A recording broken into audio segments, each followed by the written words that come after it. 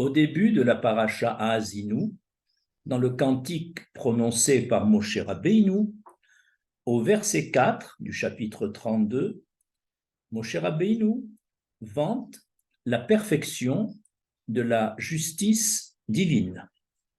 Le verset dit « Tamim paralo qui kol derachav mishpat ». Son œuvre, l'œuvre de l'Éternel, est parfaite parce que toutes ses voies, V-O-I-E-S, toutes ses voies sont justice. Quel Emouna ve'ein ravel. C'est un Dieu de fidélité et il n'y a point d'iniquité.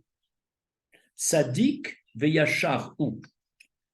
L'Éternel est juste et droit.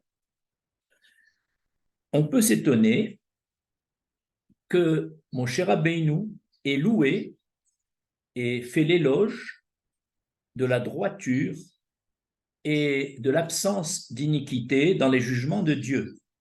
En effet, il est normal qu'un juge terrestre, un Dayan, digne de ce nom, lui-même doit être vigilant pour bien étudier une affaire de justice, pour donner le verdict le plus précis possible et de ne pas faire d'iniquité.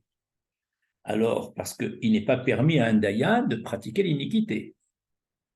Alors, pourquoi louer l'Éternel pour quelque chose qui nous semble évident et normal, que c'est un Dieu de justice sans iniquité?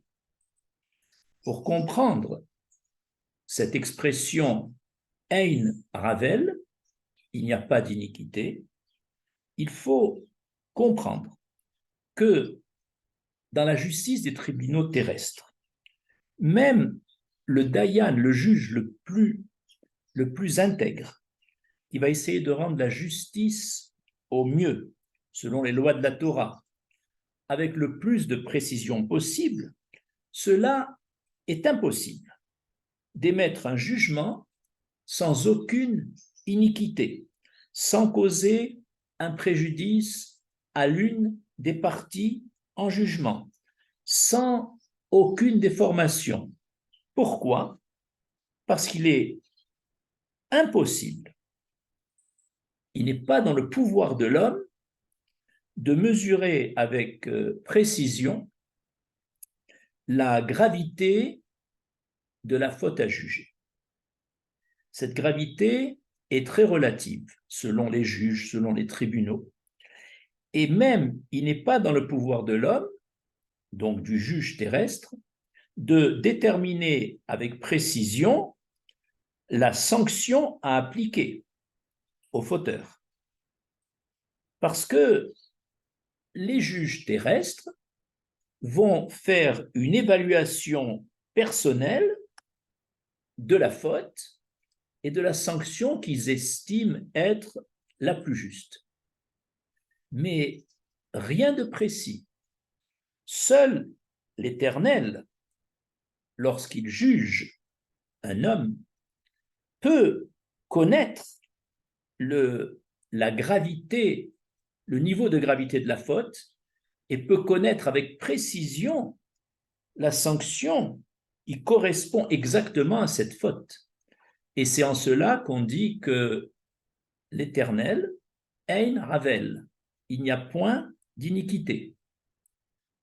Et lorsque nous sommes jugés, comme à la période où nous sommes, à Rosh Hashanah ainsi qu'à Yom Kippour, on peut être assuré que ces jugements de l'Éternel, qui vont déterminer tout notre avenir à partir de ces jugements, sont des jugements précis, ciblés, et ce n'est pas de l'à peu près. Donc on peut faire confiance à la perfection de la justice divine.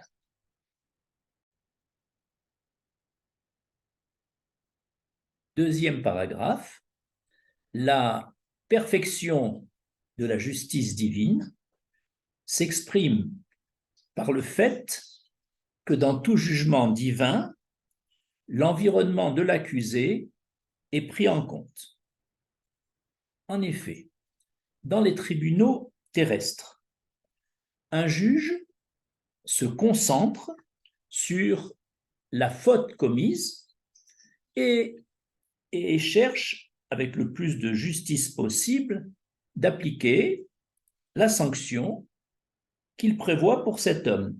Mais le juge ne tient pas compte ni de l'environnement familial, où sa femme et ses enfants vont souffrir de cette condamnation, ni de l'environnement professionnel, où les employés de cet homme vont souffrir de son absence, ni de l'environnement communautaire. C'est ainsi que, quand un juge terrestre juge, il ne se concentre que sur le délit de cet homme, sans tenir compte en aucune façon des conséquences sur son environnement. Par contre, dans le jugement divin, il n'en est pas de même. D'après ce verset de David Améler, dans le Téhilim 19, au verset 10, Mishpate Hashem Emet, Sitko Yardav, les jugements de l'Éternel sont vérité. Ils sont parfaits tous ensemble. Que veut dire Yardav, tous ensemble? Ça veut dire lorsque l'Éternel juge une personne, il va certes, comme on l'a vu dans le paragraphe 1, émettre un verdict précis correspondant à la faute de cette personne, mais ce verdict va être modulé par l'environnement familial, communautaire ou professionnel.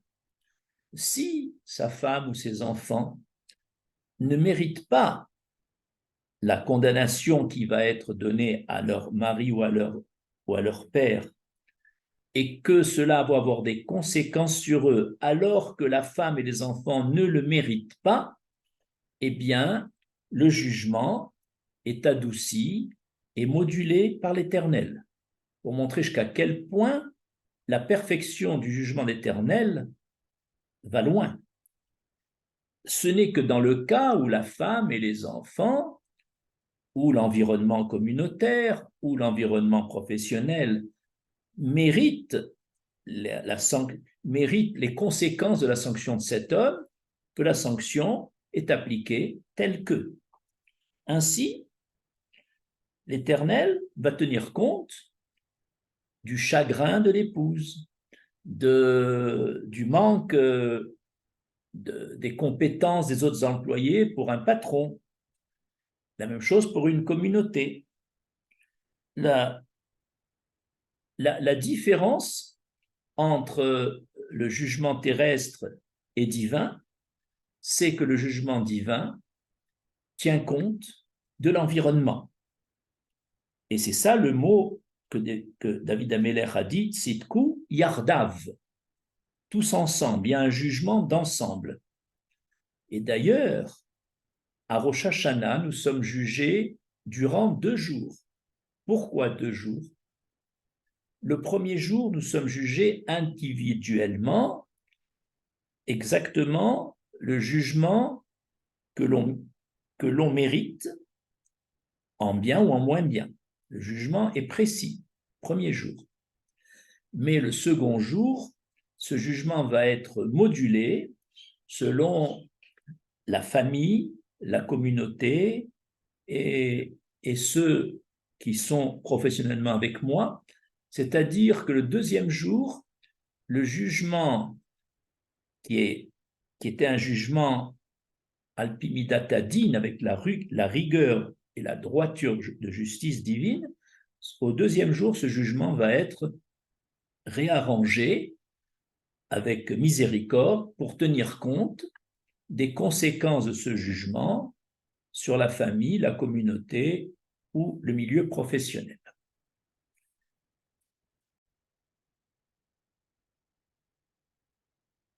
Troisième paragraphe, il montre la perfection du jugement divin.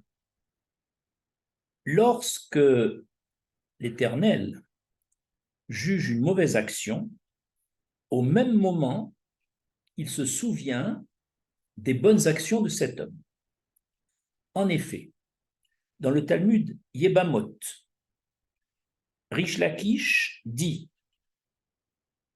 à propos de la simultanéité d'un jugement divin de la mauvaise action et en même temps du rappel de la bonne action, le Talmud dit Ba'asher mishpato sham parolo.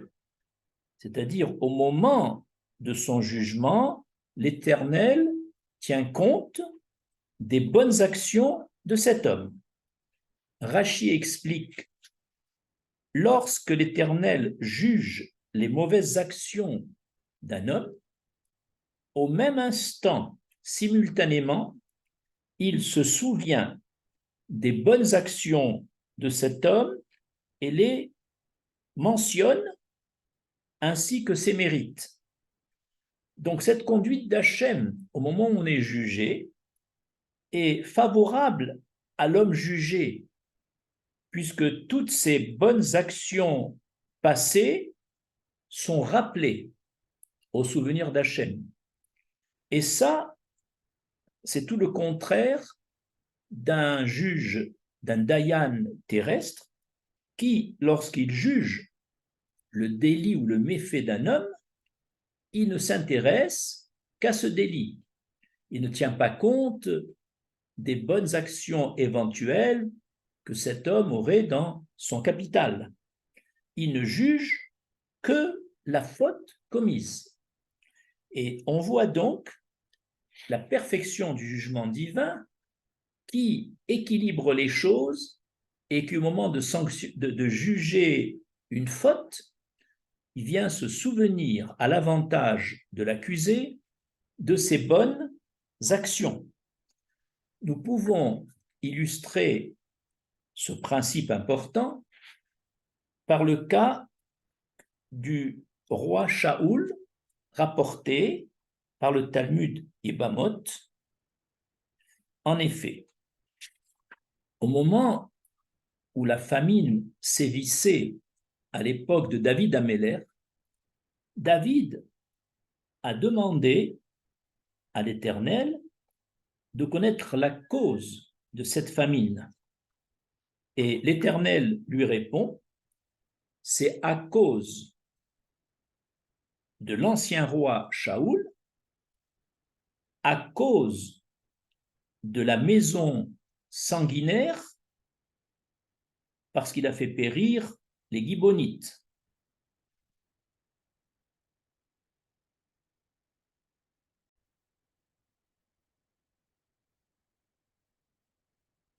Le Talmud Yebamot explique la réponse de l'Éternel. Quand l'Éternel a dit la famine, c'est à cause de Shaoul, c'est-à-dire, dit le Talmud, que l'oraison funèbre lors du deuil, du décès de Shaoul, prononcée par David, n'a pas été convenable. C'est-à-dire que David n'a pas étalé toutes les qualités du roi Shaoul. Et à cause de la maison sanguinaire, c'était le délit de Shaoul qui avait fait massacrer les prêtres de la ville de Nov. Et comme cette ville était alimentée par les Gibbonites en eau, du fait de la mort des Kohanim par Shaoul, les Gibbonites ont perdu leur emploi et donc indirectement Shaoul avait tué les Gibbonites économiquement. Alors ce qu'on remarque ici, c'est qu'au moment où Shaoul est jugé pour son crime, la maison sanguinaire, envers les prêtres de Nov, au même moment, l'Éternel se rappelle des mérites du roi Shaoul qui n'ont pas été mentionnés dans son oraison funèbre et donc l'Éternel réclame que les mérites de Shaoul aurait dû être mentionné. Et c'est ce manque de respect lors du décès de Shaoul qui est la cause de la famine. Donc on apprend ainsi qu'au moment où l'Éternel a jugé la mauvaise action de Shaoul, c'est-à-dire le massacre des Kohanim, au même moment, il se soucie du respect, du kavod que l'on devait à Shaoul, parce que l'Éternel se remémore tous ses mérites. On pourrait penser que l'attitude de l'Éternel, en se remémorant les bonnes actions d'un homme au moment où il est jugé, ne viennent que pour dire qu'Hachem n'oublie pas nos bonnes actions au moment où on est jugé. Mais en fait, c'est plus que cela. L'Éternel, au moment où on est jugé, veut se rapprocher de nous, veut se rapprocher du fauteur. Et c'est justement à ce moment-là, Cham, que l'Éternel nous juge et il vient remémorer nos bonnes actions afin de se rapprocher du fauteur. De là, on apprend que lors d'un jugement divin, c'est un instant privilégié pour l'accusé, un mouvement privilégié de rapprochement avec l'Éternel et de mise en valeur de ses mérites. Eh bien, on doit se rappeler qu'à Rosh Hashanah et à Yom Kippour, où nous sommes jugés, c'est un moment privilégié. Il ne faut pas voir que le jugement des fautes commises, mais au contraire, une occasion où l'Éternel va se remémorer de toutes nos bonnes actions de l'année et de notre vie pour les mettre en valeur ce même jour. Et ça participe à la perfection du jugement divin.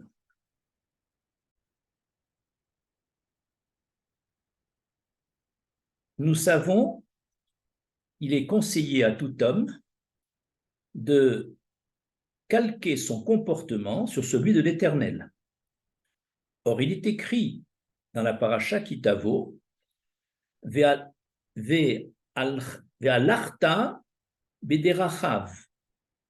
Toi, l'homme, tu marcheras dans les voies d'Hachem.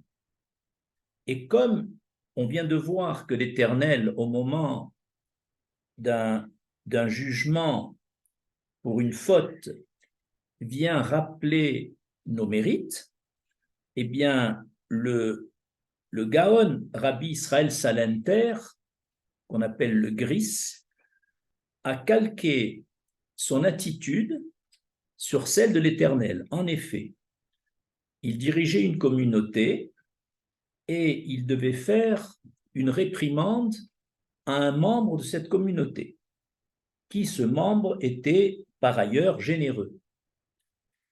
Il a su que cet homme avait prêté une somme importante à un des membres de la communauté, et le jour du remboursement, il demande à cet homme de lui confier la somme qu'il doit rembourser, et le Gris a pris cette somme et est allé lui-même chez l'homme à réprimander.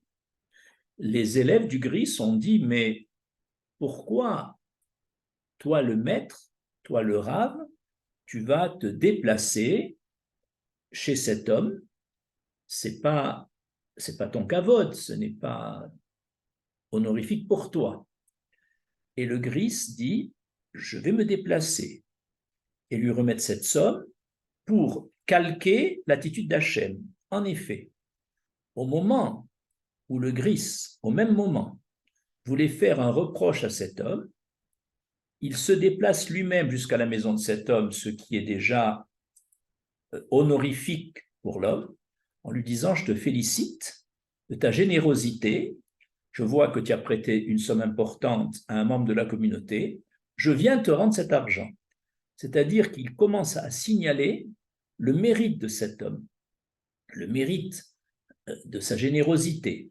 Et en même temps, il lui glisse la réprimande de façon que, après avoir mis en valeur le mérite de cet homme, en même temps, il le réprimande. Et la réprimande passe beaucoup mieux parce qu'en plus, c'est lui qui s'est déplacé, donc il s'est mis en position d'infériorité. Et voilà donc un bon conseil. Au moment où nous jugeons une personne pour un méfait que nous lui reprochons, eh bien, on a le devoir, si on veut faire le reproche à cette personne, de rappeler ses mérites et ses qualités afin de le rapprocher de nous. Comme Hachem mentionne les qualités pour se rapprocher de l'accusé, nous, au moment d'une réprimande, on doit mentionner les qualités de cet homme en nous-mêmes et à lui-même afin de le rapprocher et de l'honorer encore plus. Justement, au même instant, cette attitude qui est recommandée par la Torah est évidemment très différente de l'attitude adoptée par les gens dans la vie courante quand ils veulent faire un reproche.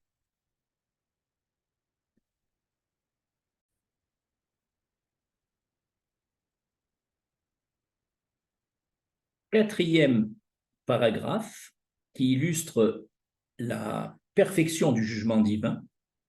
Au moment où l'Éternel juge avec rigueur, avec la Midat Hadin,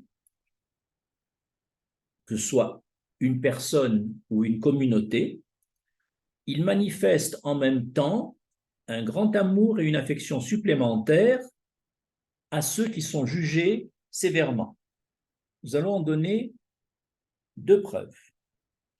La première preuve, le jour de Tisha B'Av, du 9 Av, où le temple a été détruit, aussi bien le premier temple que le deuxième temple. Les chérubins qui étaient au-dessus de l'arche étaient le baromètre de la relation entre Dieu et le peuple d'Israël. Lorsque cette relation était bonne, les chérubins sur l'arche se faisaient face, et lorsque la relation entre Dieu et le peuple se détériorait, les chérubins se tournaient le dos. Et les sages disent dans le Talmud Baba Batra que le jour même où le temple a été détruit, donc où toute la Midat Hadin, la rigueur divine, s'est abattue sur la destruction du temple et donc l'exil du peuple d'Israël, on s'attendrait à ce que les chérubins soient ce jour-là à l'opposé l'un de l'autre, puisqu'Hachem est mécontent et il exerce sa Midat Hadin. Eh bien non, ce jour-là, non seulement les chérubins étaient face à face, exprimant ainsi l'amour d'Hachem, mais en plus ils étaient enlacés l'un à l'autre, montrant un surplus d'amour et d'affection de l'Éternel. Donc c'est au même moment où l'Éternel montre sa sévérité qu'il accompagne cela d'un élan d'amour envers les fauteurs. On a un deuxième exemple, c'est à l'époque de Myriam. Myriam, pour avoir médit de Moshe Rabbeinu, a été frappée de lèpre publiquement et elle a été isolée pendant 7 jours. Bien sûr, publiquement. Et donc, c'était un jugement sévère pour Myriam, parce que par ailleurs, elle avait beaucoup d'affection pour Moshe, etc. Mais le jugement était sévère. Mais au même moment, l'Éternel a fait en sorte que tous les 3 millions de bénis Israël l'ont attendu. Eux qui voulaient aller vite vers la terre d'Israël l'ont attendu. Donc on honorait Myriam. Finalement, au moment où l'Éternel a été très sévère avec Myriam, en la frappant de lèpre, en attendant sa guérison, en même temps, l'Éternel s'est souvenu de tous les mérites de Myriam et donc l'a fait honorer par tout le peuple qui l'a attendu. Et en cela, on voit la perfection du jugement divin qui, au moment d'un jugement sévère, l'accompagne d'un surplus d'amour et d'affection. Je vous remercie.